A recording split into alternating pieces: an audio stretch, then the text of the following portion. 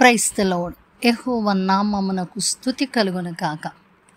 Power of ప్రైజ్కి మిమ్మల్ని ప్రేమతో కుటుంబ ఆశీర్వాదం కొరకు ఆహ్వానిస్తూ ఉన్నాను. ఈ దినం పరిశుద్ధాత్మ దేవుడు మనతో మాట్లాడుచున్న ఆయన యొక్క వాక్కు 22వ కీర్తన 30-31 వచనాలు మనం చూసినప్పుడు, ఒక సంతతి వారు ఆయనను సేవించెదరు, రాబోవు తరమునకు ప్రభువును గూర్చి వివరింతురు, వారు వచ్చి ఆయన దీని చేసెనని పుట్టబోవు ప్రజలకు తెలియచేతురు, ఆయన నీతిని వారికి ప్రచురపరుతురు. ఇక్కడ చాలా స్పష్టంగా 128వ కీర్తనలో మనం చూసినట్లయితే, శ్రేష్టమైన ఒలివ మొక్కల లాంటి బిడ్డలను దేవుడు అక్కడ వారికి అనుగ్రహిస్తాను అని చెప్పారు కదా. శ్రేష్టమైన బిడ్డలు, ఎటువంటి శ్రేష్టమైన బిడ్డలు అని మనం ఆలోచించేస్తే, ఇక్కడ 128వ కీర్తన అంటాడు, నీ లోగట నీ భార్య ఫలించు ద్రాక్ష వలె వలె నుండి, నీ భోజనపు బల్ల చుట్టూ నీ పిల్లలు ఒలీవ మొక్కల వలె ఉందురు.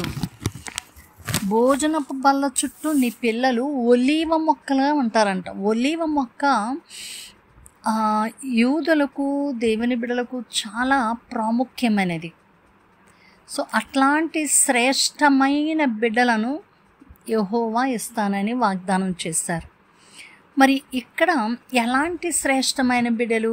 ఇక్కడ మనం చూసినట్లయితే ఒక సంతతి వారు ఆయనను సేవిస్తారంట.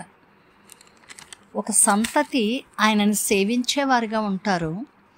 రాబో తరమునకు ప్రభువును గురించి వివరిస్తారట.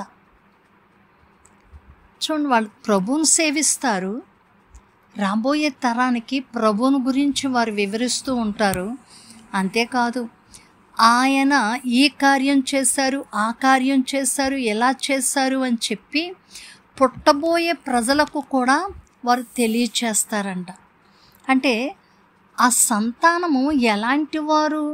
యెహోవాయందు భయము భక్తి కలిగి ఉంటేనే కదా వారు యెహోవాను సేవించేది. సో యెహోవాయందు భయము భక్తి కలిగి ఉండి ఆయనను సేవిస్తారు ఆ సంతానం. రాబోవు తరమునకు ప్రభువును గురించి వివరిస్తూ ఉంటారు. పుట్టబోయే ప్రజలకు కూడా దేవుడు ఎటువంటి కార్యాలు చేశారో వారికి వివరిస్తూ ఉంటారంట. సో దేవుడు మనకిచ్చే బిడ్డలను ఎలాంటి శ్రేష్టమైన బిడ్డలు కావాలి అని మనం ప్రభువును కోరుకోవాలి. దేవా, నిన్ను సేవించేవారు నాకు కావాలయ్యా. నాయన, రాబోయే తరానికి నాయన ప్రభువును గురించి తెలియచెప్పేవారు నాకు కావాలయ్యా. పుట్టబోయే ప్రజలకు కూడా దేవుడు ఎటువంటి కార్యాలు చేశాడో అలాగా తెలియచెప్పే సంతానం నాకు కావాలి ప్రభువా అని మనం ప్రార్థన చేసుకోవాలి. దేవా, ఆడబిడ్డనివ్వండి, మగబిడ్డనివ్వండి అని కాదు మనం అడిగేది.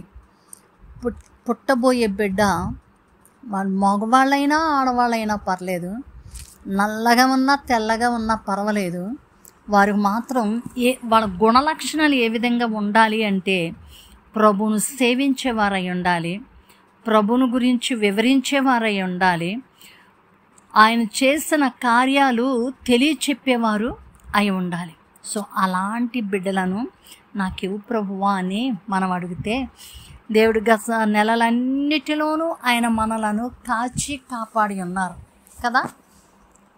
గత 7 నెలలు ఆయన కృపచేత మనల్ని కాచి కాపాడి నూతన నెలలోనికి ప్రభు మనల్ని ప్రవేశపెడుతూ ఉన్నారు. ఈ నూతన నెలలోనికి మనం ప్రవేశపెట్టబడుతూ ఉన్నప్పుడు మనం కోరుకోవలసిన కోరిక, నా బిడ్డలు నిన్ను సేవించేవారుగాను, నా బిడ్డలు నిన్ను నీ ప్రభువును గురించి వివరించేవారుగాను, నా బిడ్డలు ఆయన ఏం చేశారో ఆ కార్యాలు పుట్టబోయే ప్రజలకు తెలియచెప్పేవారుగాను ఉండాలయ్యా. వారికి చదువు ఉండాలి, జ్ఞానం ఉండాలి, తెలివి ఉండాలి, వివేచన ఉండాలి, ఆర్థికంగా వారు బలపరచబడాలి. వాటన్నిటికంటే ఇది శ్రేష్టమైనది.